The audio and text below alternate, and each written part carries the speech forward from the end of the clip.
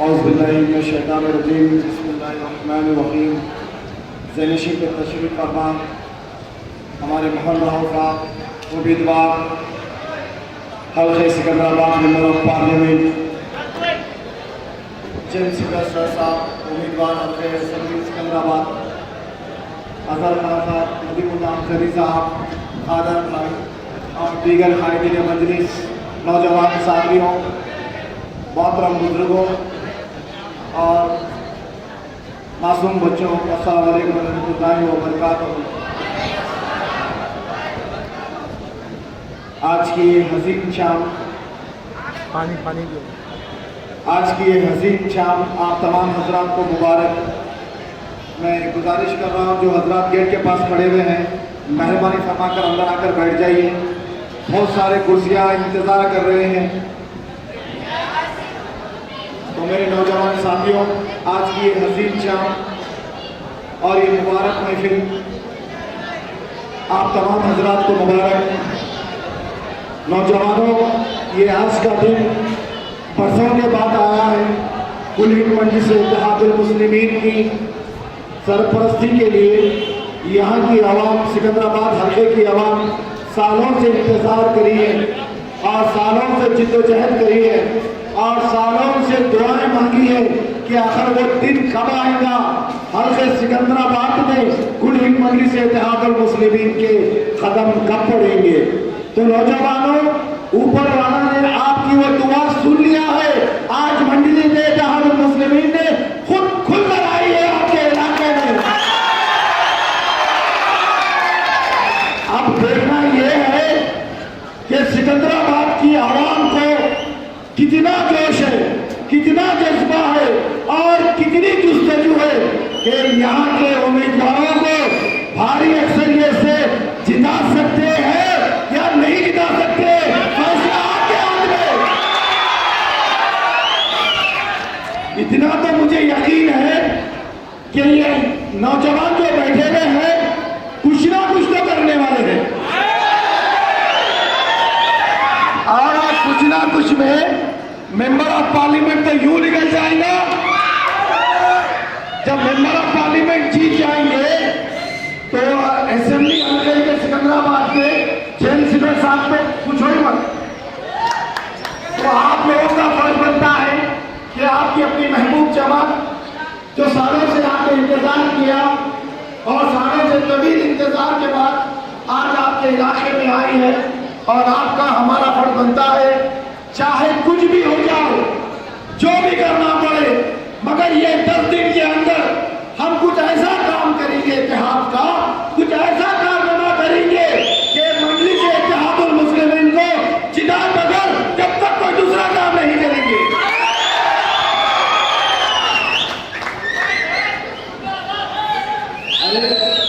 सिकंदराबाद हल्के में भी बहुत ज्यादा खून गर्म है, ये बात मुझे महसूस हो रहा है।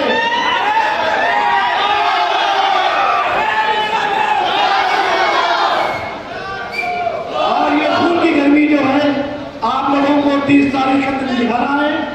आपको मैं एक बात बता दूं मैं कि आज आपकी अपनी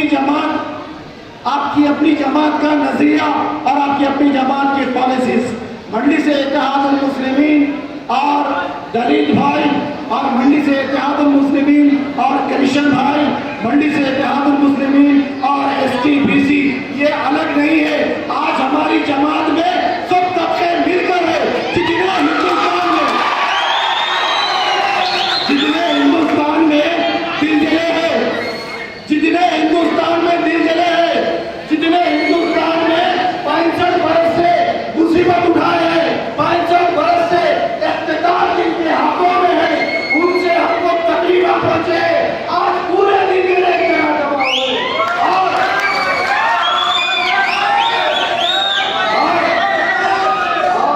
दुनिया बोली मजलिस इत्तेहादुल मुस्लिमीन एक छोटी जमात है। दुनिया बोली मजलिस इत्तेहादुल मुस्लिमीन खाली मुसलमानों की जमात है। अगर उनको समझ में आ रहा,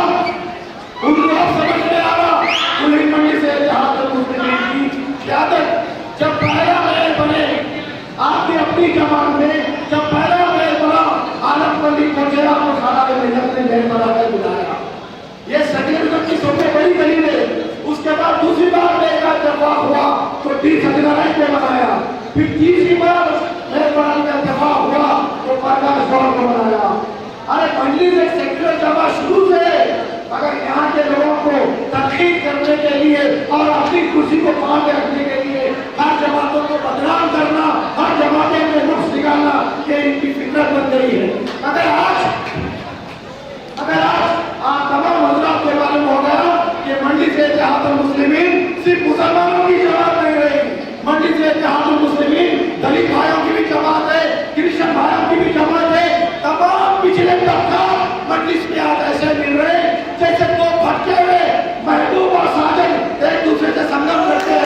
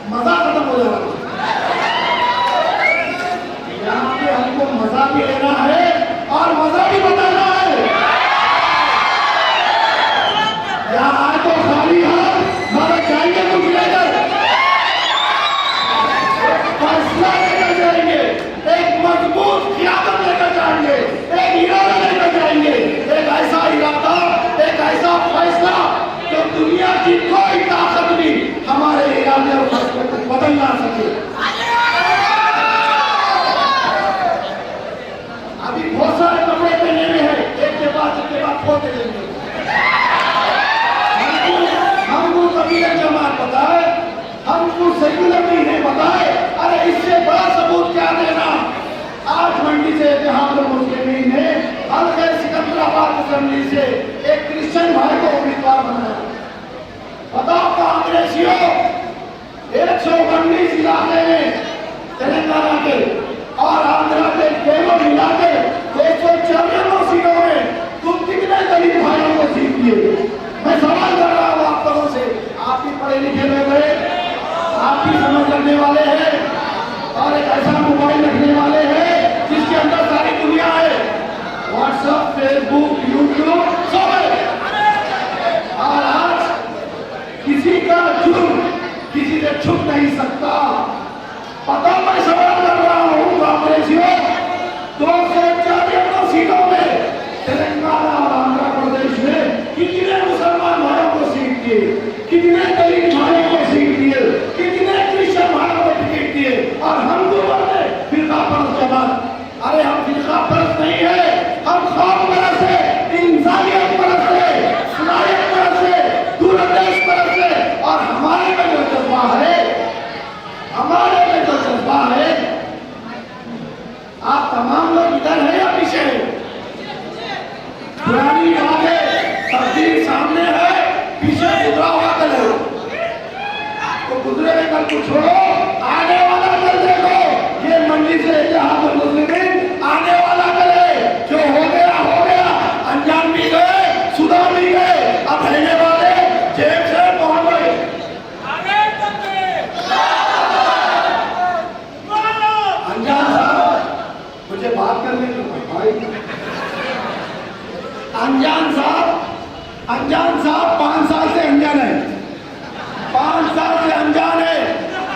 नौजवानों, आप लोगों से एक सवाल कर रहा हूं मैं, इतने वर्षों में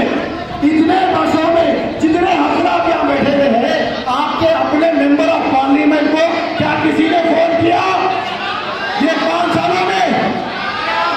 आवाज दो ना। फोन करना तो दूर की बात है, फोन करना तो दूर की बात है, कितनों के पास उनका नंबर है? सुनो, अगर किसी के पास नंबर है भी और कोई फोन कर लिया भी तो कितनों से ना बात करे, ये सवाल भी पैदा होता।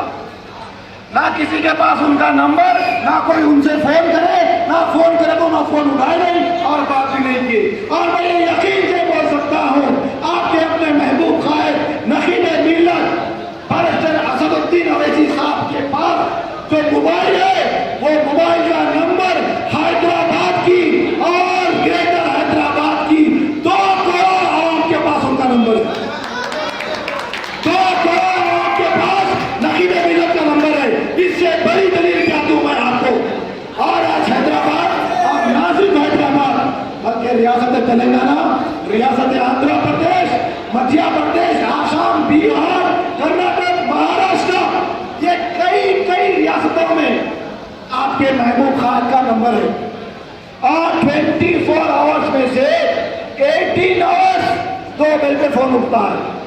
अरे कौम की खिदमत, आवाम की खिदमत, गरीब की खिदमत, मजलूम की खिदमत, बेबस की खिदमत, यतीम की खिदमत का जज्बा होगा तो मोबाइल नंबर भी देंगे, मोबाइल आया तो फोन भी उठाएंगे और आवाम के बीच में रहेंगे। हमारे अंजन कुमार यादव साहब को कुर्सी चाहिए स्टेटस के लिए, एक सेलिब्रिटी बन के फिरने के लिए, 2 गनमैन होने के लिए। कभी उन्हें आवाम के बीच में आकर आवाम के दुख दर्द ज्यादतियों को देखने के लिए कभी नहीं आए। क्या कभी कोई मासूम पुलिस के जुल्म ज्यादती से परेशान है तो क्या आपके महबूब खायद आए? नहीं आए। क्या कोई पड़ोसियों का झगड़ा हुआ तो क्या आपकी एमएलए साहिबा आए? नहीं आए। रोड, नल, लाइट, बस्ती, ड्रेनेज, जितने सड़का तो जितने बस्तियां 2009 में जैसे थे माशाल्लाह से अभी भी वैसी है, कहीं में सुधार नहीं है। ये बात सच है ना? अरे ये बात भी सच है, इसके बाद वाली भी बात सच है, उसके बाद वाली भी बात सच है। जितनी बातें यहाँ बताएंगे सिर्फ सच बताने के लिए ही आए। आज आपका फिर खबर करो भाई, मैं भी एमआईएम, आप भी एमआईएम, ये बैठे हुए लोग भी एमआईएम, बाहर पुलिस वाले भाई भी एमआईएम।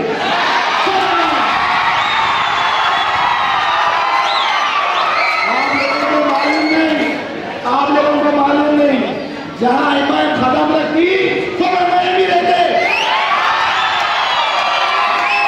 ये तो कांग्रेसियों की किस्मत अच्छी थी जो 9 में खत्म नहीं रखे।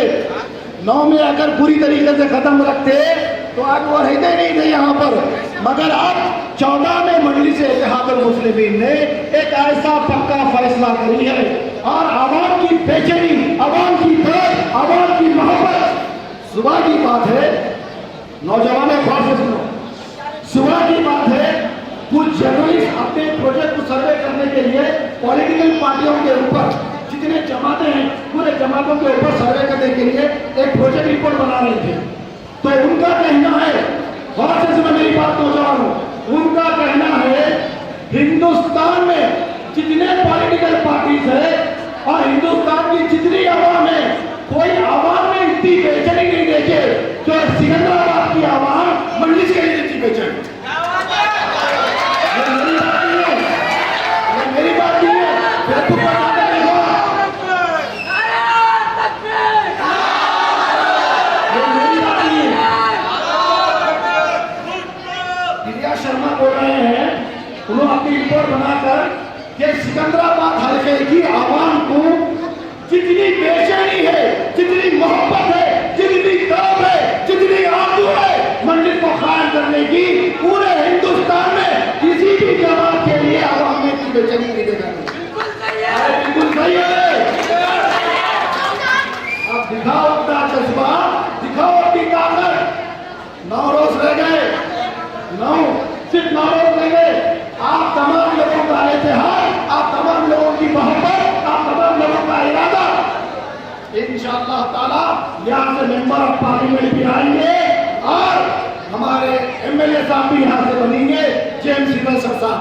और उन लोगों को भी बोल दे रहा हूँ, ये मजमे में जो मकबरी के लिए आगे बैठे हुए, अच्छा सुनो जो मैं बोलो और जाके बताना, यादव साहब को जाकर बताना,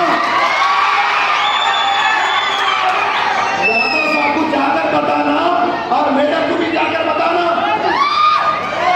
आप लोगों के मिलने का टाइम 7 से 8 है। वहां पर क्या हुआ एमआईएम के जलसे में वो बताना।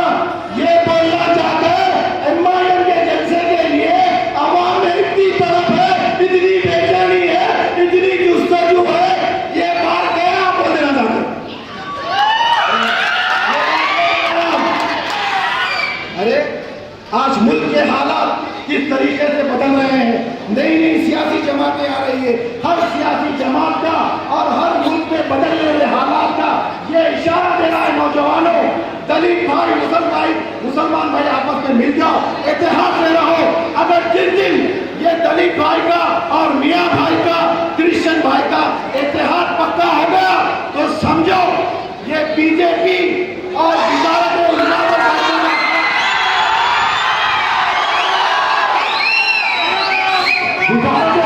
बैठेगा था वो कमल के कीड़े का कभी पूरा नहीं होगा। जिस दिन नौजवानों तुम अपने इतिहास को कायम करेंगे, सारे जहां से अच्छा हिंदुस्तान हमारा और ये हिंदुस्तान को बचा के रखने की आज जिम्मेदारी है क्रिश्चियन भाई की, दलित भाई की और मियाँ भाई का शुरू से तैयार। ऐसी फिरकापरस्त ताकतें एक ऐसे मंसूबे लेकर आ रही है जिसमें जितने कमजोर तबके हैं, जिसमें जितने कमजोर तबके हैं, ये तमाम कमजोर तबकों को दबा के रखने के लिए। अगर मैं एक बात बोलना चाह रहा हूँ, वो कांग्रेस की जमात से हिंदुस्तान को आकर 65 साल हुआ, हिंदुस्तान को आजाद होकर। ये 65 साल में क्या एक बार किसी दलित भाई को चीफ मिनिस्टर बनाए? देख लो आप मजलिस को तुम तनकीद कर रहे हैं। मजलिस ने आज 34 असेंबली सीट के ऊपर अपने उम्मीदवारों को उतारा और 34 में से कितने दलित भाई है? आज किताब खुली है, देख लीजिए आप। अरे हमको कम्युनल बोलने वालों, हमसे ज्यादा सेक्युलर और कौन हो सकता? अब ये गुलाबी घूंघट जो आया ना केसीआर, ये गुलाबी घूंघट भी एक वादा करा सो कि अगर तेलंगाना अलग हो गया, आप लोगों को मालूम ना, हालाल की बात है, तेलंगाना अलग हो गया तो पहले चीफ मिनिस्टर दलित भाई बनेंगे बोल के ऐलान करे थे। हमारी भी ख्वाहिश है कि हमारे कोई दलित भाई को चीफ मिनिस्टर बनाओ, मगर अब नियत बदल गई, तेलंगाना अलग हो गया। वो पुरानी कहावत है, देखिए, नियत में खतरे, झोली में खतरे।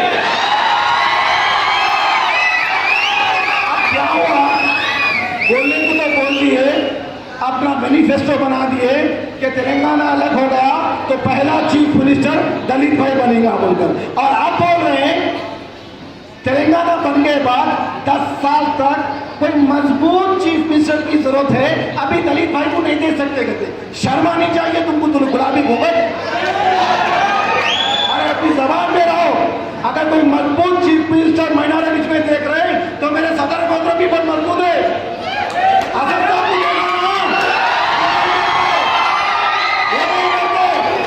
कुर्सी के लिए करते हैं झूठे झूठे वादे, और उनको भी अच्छी तरीके से नकीब मिल्लत बोल रहे हैं कि सब करना, वो कीचड़ के फूल के तरफ नहीं जाना। किसी से भी कुछ भी वादा करो, मगर बीजेपी से कोई अलायंस होने का वादा मत करो। अगर बीजेपी से अलायंस होंगे तो यहाँ तेलंगाना में बहुत भारी कीमत चुकाना पड़ेगा। फिर वो यतीम बच्चे को भी बोल रहे हैं अपनी बहन के साथ पूरा आंध्रा कवर कर रहे हैं उन्होंने हुकूमत बनाने के वास्ते। अच्छी बात है, मेहनत करो, आपके वालिद भी बहुत मेहनत करे, आप भी मेहनत करो, मगर हमको भी बोल रहे हैं कि सब करना, वो कीचड़ के फूल के तरफ नहीं जाना। तो उन्होंने भी बढ़ा के जवाब दे रही, आज तो मैं कीचड़ के फूल के तरफ नहीं जा रहा हूं, मगर कल का भरोसा नहीं है, कल कुछ भी हो सकता है। नौजवानों ये बात को याद रखो, चाहे वो वाईएसआरसीपी हो या तेलंगाना हो, और असल चीज तो भूल ही गया मैं, बाबू सगी टैक्सी को भूल गया।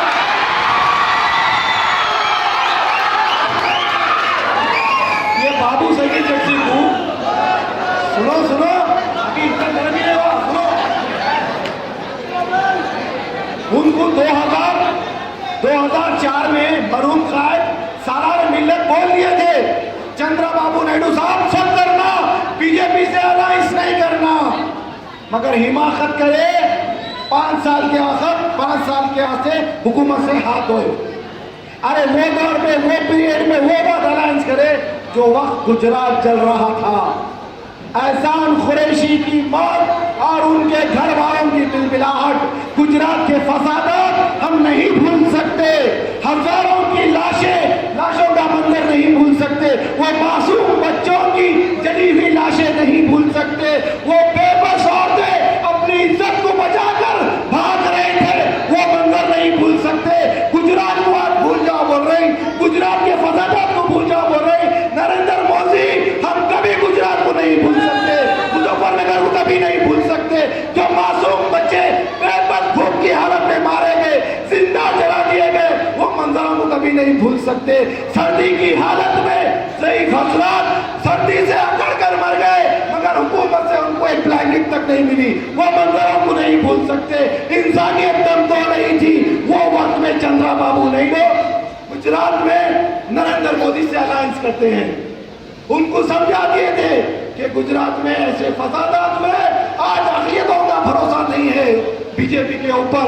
बाबू तुमको हुकूमत बचाना है तो तुम अलायंस नहीं करना, वो वक्त अलायंस करे 5 साल की हुकूमत से हाथ धो बैठे। नकीब मिल्ला समझा दिए, बाबू साइकिल टैक्सी अच्छी है, बचा के रख लो, अभी भी साइकिल के पहिए घसे देंगे, बचा के रख लो, तुम कीचड़ के फूल से अलायंस नहीं करना। फिर गए, फिर 5 साल के आपसे हुकूमत से हाथ धो बैठे। अब ऐलान कर दिए कि हम भाई के थे। बहुत अच्छी बात, बहुत अच्छी बात है। आज हमको गौर यह करना है कि मुल्क के जो हालात चल रहे हैं और आपकी रियासत में 2 टुकड़े जो हुए, ये 2 टुकड़े होने के बाद जब नई असेंबली बनी थी तेलंगाना की, वो वक्त में नौजवानों हमको मुत्तहिद होकर, मुनज़्ज़म होकर होने वाले नाइंसाफियों के खिलाफ आवाज उठाना है। आज दलित भाई भी तकलीफ में है, क्रिश्चियन भाई भी तकलीफ में है और हम भी तकलीफ में है। हम सबको इत्तेहाद से रहकर हमारे को किसी हाल भी सिकंदराबाद से मेंबर ऑफ पार्लियामेंट चाहिए। बोलो मोहन राव साहब जिंदाबाद, बोलो मोहन राव साहब जिंदाबाद। ऐसी आवाज से नहीं आता, बोलो मोहन राव साहब जिंदाबाद, बोलो नकीब मिल्लत जिंदाबाद। समझ गए? फोन चले गया, हवा उतर गई लोगों की, हवा चले गई।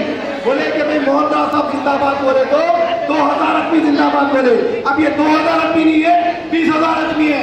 मैं बोल रहा हूँ आपको नौजवानों, एक बात का ऐलान करो, एक बात का इरादा करो। क्या मेरे से एक वादा कर सकते हैं आप? एक वादा कर सकते हैं मेरे साथ? ना वो वादा मेरे फायदे का, ना आपकी जात के फायदे का, ना मेरे घर की बात, ना आपकी घर की बात। मैं भी जुनून में हूँ, आप भी जुनून में है। मैं भी पागल बने में हूँ, आप भी पागल बने में है। मैं भी जज्बात में हूँ, आप भी जज्बात में है। मैं भी मंडिस का दीवाना और आप भी मंडिस के दीवाने। ये मंडिस के दीवानों की महफिल हर किसी को मुबारक। अब एक बात आपको